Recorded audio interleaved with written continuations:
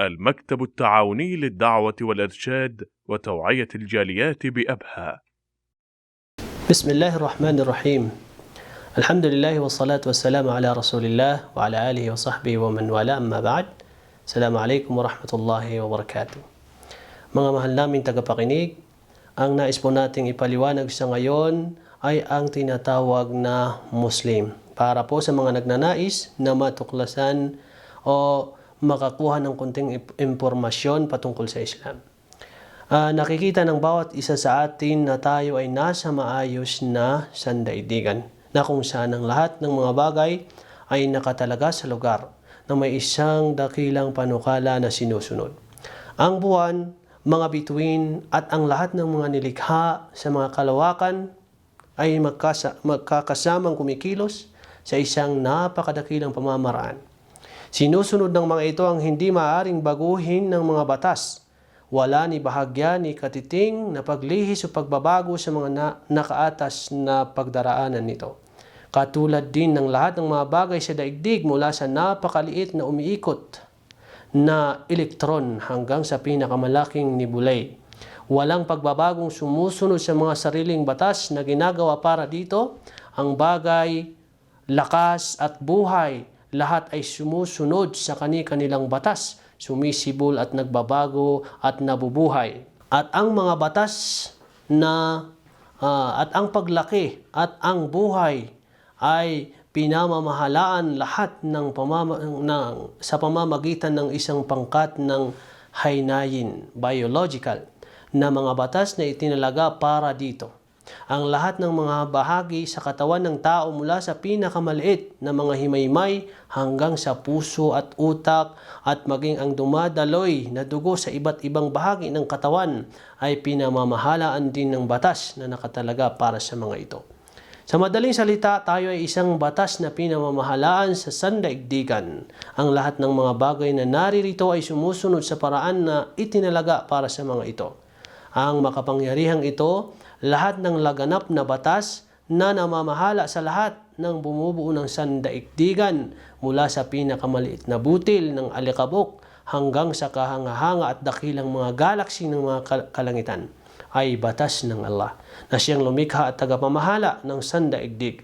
At dahil sa ang lahat ng mga nilikha ay sumusunod ng kusa sa batas ng Allah, ang buong sandaigdig sa makatuwid ay sumusunod ng literal sa relihiyong Islam. Sapagkat ang Islam ay hindi nangangahulugan ng anupaman, kundi pagtalima at pagsuko sa Allah, ang Panginoon ng sandaigdigan, ang araw, ang buwan, ang mundo, at lahat ng iba pang mga nilikha sa mga kalawakan ay nagsisitalima kung kaya tinatawag na Muslim.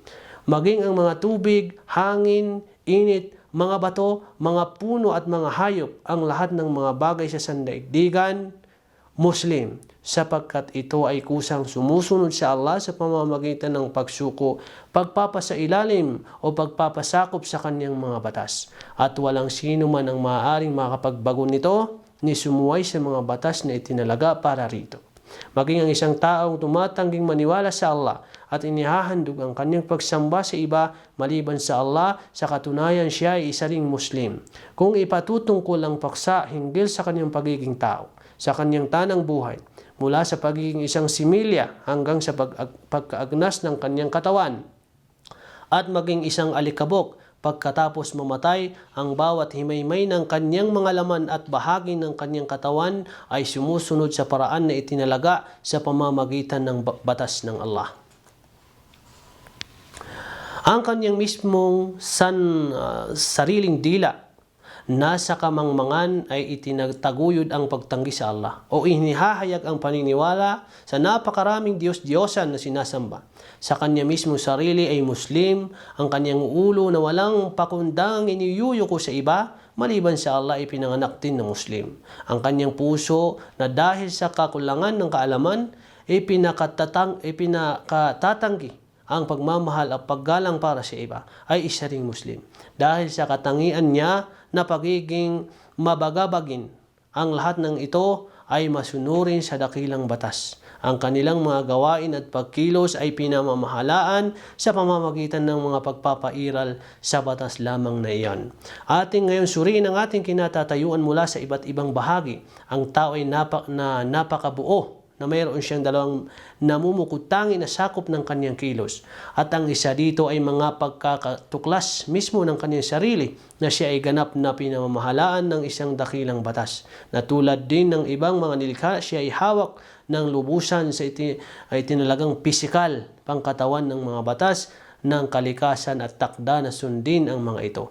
Subalit mayroon pang isang bukod dito na sakop din ng kanyang kilos ang ipinagkaloob sa kanya na katalinuhan at pag-unawa. Mayroon siyang kakayahan na umisip at gumawa ng kapasyahan na pumili at tumanggi, sumang-ayon at hindi sumang-ayon at iba pa. Maaari niyang tanggapin ang anumang paniniwala at mamuhay ng anumang ideolohiya ng kanyang nais. At sa madaling salita, ang tao ay pinagkalooban ng kalayaan sa kanyang sarili sa anuman ng kanyang naisin.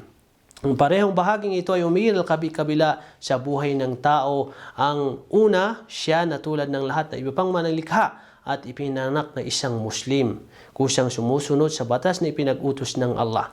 Mananatili siyang sakop ng unang ito. Sa ganang pangalawang pananaw, siya ay malaya na hindi maging isang Muslim. Ito ay ang isang tao na piniling kilalanin ang lumikha sa kanya na tinatanggap siya bilang kanyang tunay na Panginoon ng buong katapatan at napakaingat na tumutupad, tumatalima sa kanyang mga batas, kautusan at alituntunin. Nasa ganito, nakamit niya ang kabuuan ng kanyang pananatili sa Islam sa pamamagitan ng kanyang kabatiran sa pagpapasya na sundin ng Allah sa larangan na kung saan siya ay pinagkalooban ng kalayaang pumili. Ang pagsuko ng kanyang buong sarili sa kagustuhan ng Allah ay Islam at walang iba kundi Islam. At siya ay gumagawa nito ay tinatawag na isang ganap na Muslim na ang kahulugan ang isinusuko o ang buong sarili sa nag-iisang tunay at tanging Diyos, Allah, at isang gumagawa ng kabutihan. Maluwag ang kanyang kalooban ngayon na iniuukol ang pagkamasunurin sa Panginoon ng kanyang pagkakautangan ng pagtalima nang hindi siya kinukusa. Ang kanyang katalinuhan kung gayon ay tunay dahil sa kinikilala niya ang may kapal sa siyang nagkaloob sa kanya ng kakayahan na umalam at bumatid. Ngayon, ang kanyang kaisipan at paghatol ay nakalagay sa isang magkatulad o pantay na kilya dahil sa pagpapasya ng wasto na tumatalima sa may kapal na siyang nagkaloob sa kanya ng kakayahan sa pag-iisip at paghatol. Ang kanyang dila ay siyang matapat din sapagkat inihahayag nito ang paniniwala sa Panginoon na siyang nagbigay dito ng kakayahang magsalita. Hanggang dito na lamang po kung nawa po, sana po ay nakapulot kayo ng konting aral sa kung ano man ang ating naging paksa sa ngayon. Maraming salamat po. Assalamualaikum warahmatullahi wabarakatuh.